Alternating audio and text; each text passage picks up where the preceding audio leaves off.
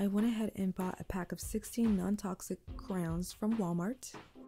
And I also ordered some containers for my lipsticks from Amazon, but you can use any previous lipstick holders or chapstick holders. Got my shea butter. I had that lying around the house, so some coconut oil, or you can use castor oil. I had peppermint for my essential oil. I did not have a double boiler, unfortunately, so I made use with what I had. I took a small pot and a smaller one to fit inside. And here I have my nail filer and a spoon minus that stick. I don't know why I had it. Alright, so all of my crayons are out of the box and stripped. I started with the color red.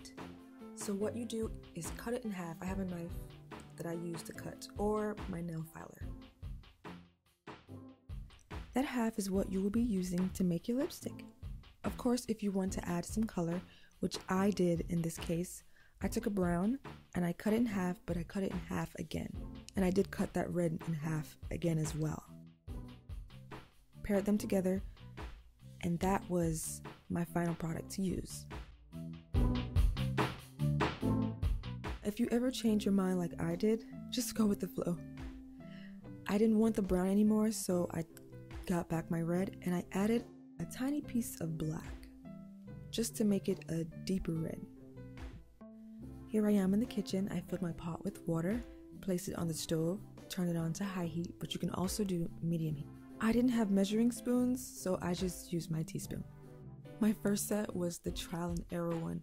I mean, I had more gloss to it, so my lipsticks made my lips shine, which wasn't a bad thing, but I wanted more of a matte finish. So I advise you to be more precise with your ingredients.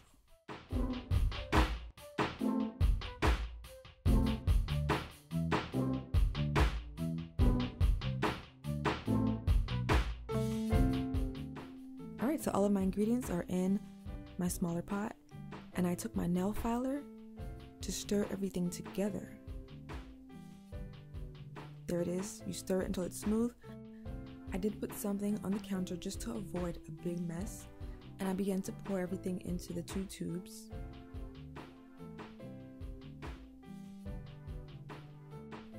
This is important. You want to make sure each tube is wind down so you can fill it up, or else you'll have a mess.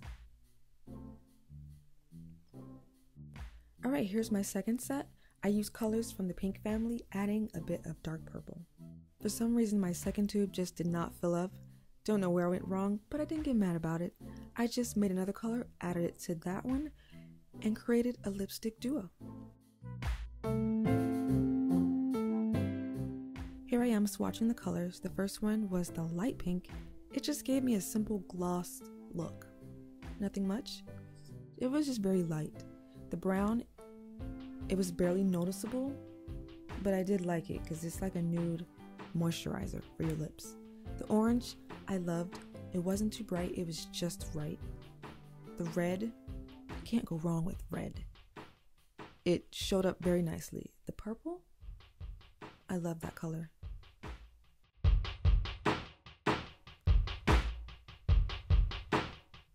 The blue, this was just an experiment. You see my face?